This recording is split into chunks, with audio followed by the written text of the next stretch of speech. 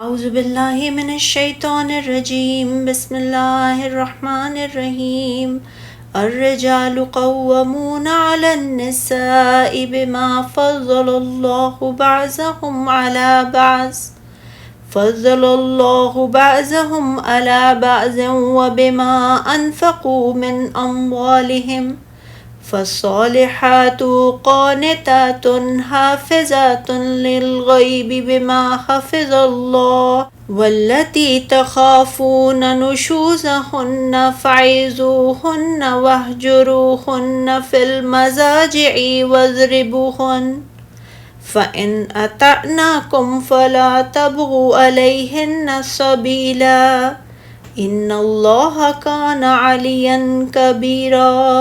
مرد عورتوں پر اس وجہ سے حاکم ہیں کہ اللہ نے ان میں سے ایک کو دوسرے پر فضیلت دی ہے، اور اس وجہ سے بھی کہ وہ اپنے مالوں میں سے خرچ کرتے ہیں، چنانچہ نیک عورتیں فرما بردار اور خاوند کی غیر موجودگی میں اللہ کی حفاظت سے مال و آبرو کی نگہبانی کرتی ہیں۔ اور تمہیں جن عورتوں کی سرکشی کا خوف ہو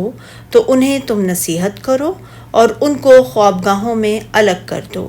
اور انہیں ہلکی سزا دو، پھر اگر وہ تمہاری فرما برداری کریں تو انہیں ستانے کی راہ نہ ڈھونڈو، بے شک اللہ بہت بلند اور نہایت بڑا ہے۔ اللہ تعالیٰ نے ارشاد فرمایا ہے مرد عورتوں پر نگران اور حاکم ہیں، یعنی مرد عورت کا سربراہ ہے، سردار ہے، بزرگ ہے، اس کا حاکم ہے اور راہ راست سے بھٹکنے کی صورت میں اسے ادب سکھانے والا ہے۔ اس لیے اللہ نے بعض کو بعض سے افضل بنایا ہے، یعنی مردوں کو عورتوں سے افضل بنایا ہے۔ بہرحال مرد عورت سے بہتر ہی ہے، یہی وجہ ہے کہ نبوت کے ساتھ اللہ تعالیٰ نے صرف مردوں ہی کو سرفراز فرمایا تھا۔ اسی طرح اسلامی حکومت کی سربراہی بھی مرد ہی کے لیے مخصوص ہے، کیونکہ نبی اکرم صلی اللہ علیہ وسلم نے فرمایا، وہ قوم ہرگز فلاح نہیں پائے گی جنہوں نے اپنا حاکم عورت کو بنا لیا۔ اس طرح منصب قضا پر بھی مرد ہی فائز ہو سکتا ہے، اور اس لیے بھی کہ مرد اپنا مال خرچ کرتے ہیں، یعنی حق مہر، نفقات اور ان اخراجات میں جن کو کتاب و سنت میں مرد پر عورتوں کے لیے واجب قرار دیا گیا ہے۔ بہرحال مرد فی النفس عورت سے افضل ہے اور اسے اس پر فضل و شرف حاصل ہے، لہٰذا یہی مناسب تھا کہ مرد عورت پر حاکم ہو، جیسا کہ اللہ تعالیٰ نے فرمایا سورہ بقرہ میں، اور مردوں کو عورت پر فضیلت ہے۔ ارشاد باری تعالیٰ ہے، پھر جو نیک بیویاں ہیں وہ فرما بردار ہیں۔ حضرت ابن عباس اور کئی ائمہ تفسیر نے فرمایا اس کے معنی یہ ہیں وہ اپنے شوہروں کے فرما بردار ہیں، ان کے پیٹھ پیچھے خبرداری کرتی ہیں۔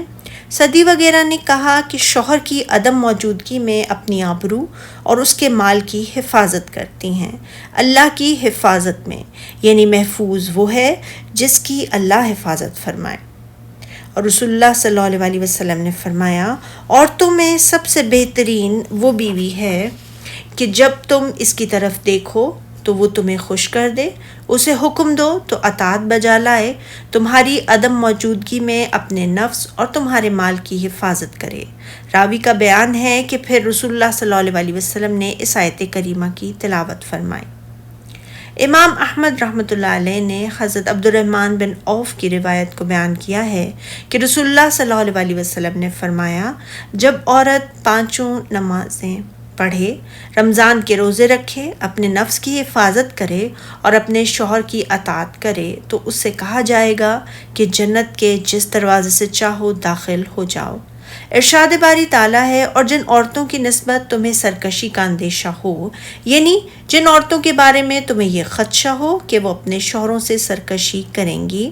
جو اپنے شوہر سے اونچا اور بلند ہونا چاہتی ہو، اس کے حکم کو نہ مانے اور اس سے اعراض کرے اور اس سے بغض رکھے، تو جب اس طرح کی سرکشی اور بدخوئی کی علامت ظاہر ہوں تو شوہر کو چاہیے کہ وہ اسے سمجھائے اور اس کی نافرمانی کرنے کی وجہ سے اسے اللہ تعالیٰ کے عذاب سے ڈرائے، کیونکہ اللہ تعالیٰ نے شوہر کے حق اور اس کی اطاعت کو اس پر واجب قرار دیا ہے، اس کی نافرمانی کو حرام، اسی لیے کہ شوہر کو اس پر فضل و شرف حاصل ہے۔ رسول اللہ صلی اللہ علیہ وسلم نے فرمایا اگر میں کسی کو یہ حکم دیتا کہ وہ کسی دوسرے کو سجدہ کرے تو میں بیوی کو حکم دیتا کہ وہ اپنے شوہر کو سجدہ کرے، کیونکہ شوہر کا بیوی پر بہت بڑا حق ہے۔ امام بخاری رحمۃ اللہ علیہ نے حضرت ابو ہریرہ رضی اللہ تعالیٰ عنہ کی روایت کو بیان کیا ہے، رسول اللہ صلی اللہ علیہ وسلم نے فرمایا جب کوئی شخص اپنی بیوی کو اپنے بستر کی طرف بلائے اور وہ آنے سے انکار کر دے تو صبح تک فرشتے اس پر لعنت کرتے رہتے ہیں۔ صحیح مسلم کی روایت میں الفاظ یہ ہیں کہ جب عورت اپنے شوہر کے بستر کو چھوڑتے ہوئے رات بسر کرے تو صبح تک اس پر فرشتے لعنت کرتے رہتے ہیں۔ عورت کی طرف سے ان باتوں کا امکان ہے، اسی لیے اللہ تعالیٰ نے فرمایا اور جن عورتوں کی نسبت تمہیں سرکشی کا اندیشہ ہو تو پہلے ان کو زبانی سمجھاؤ اور اگر نہ سمجھیں تو پھر ان کی خوابگاہوں میں الگ کر دو۔ حضرت ابن عباس سے روایت کیا ہے کہ ہجران کے معنی یہ ہیں کہ شوہر اس سے مباشرت نہ کرے، اس کے بستر پر نہ لیٹے بلکہ اس سے پیٹ پھیر لے۔ معاویہ بن حدیہ قشری سے روایت ہے کہ انہوں نے عرض کی اے اللہ کے رسول صلی اللہ علیہ وسلم، ہم میں سے کسی ایک پر اس کی بیوی کا کیا حق ہے؟ فرمایا یہ کہ جب کھاؤ تو اسے بھی کھلاؤ، پہنو یا حاصل کرو تو اسے بھی پہناؤ، چہرے پر نہ مارو، گالی نہ دو اور ترک نہ کرو مگر گھر ہی میں، اور فرمان الہی ہے اور ان کو زد و کوب کرو، یعنی اگر واعظ و نصیحت اور بستر الگ کرنے سے بھی وہ اپنے طرز عمل سے باز نہ آئیں تو انہیں اتنی جسمانی سزا دے سکتے ہو جس سے ان کے جسم پر نشان نہ پڑے۔ صحیح مسلم میں حضرت جابر رضی اللہ تعالیٰ عنہ سے روایت ہے نبی اکرم صلی اللہ علیہ وسلم نے حجۃ الوداع کے خطبے میں ارشاد فرمایا عورتوں کے بارے میں اللہ تعالیٰ سے ڈرو کیونکہ وہ تمہارے پاس قیدیوں کی طرح ہیں، تمہاری حکومت میں ہیں،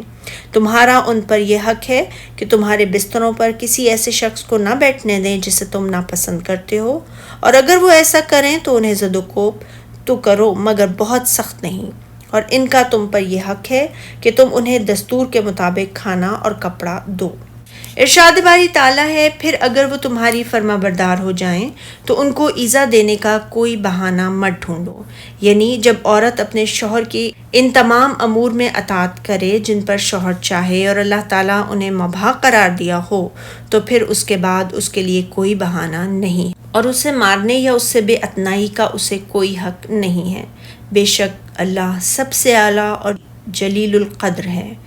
یہ مردوں کے لیے وعید ہے کہ اگر وہ کسی سبب اور وجہ کے بغیر عورتوں پر زیادتی کریں تو اللہ تعالیٰ وہ سب سے بلند و بالا اور عرفہ والا ہے اور ان کا کارساز ہے، اور وہ اس سے انتقام لے گا جو عورتوں پر ظلم و زیادتی کرے گا۔ سبحانک اللہم و بحمدک اشہد ان لا الہ الا انت استغفرک و اتوب الیک۔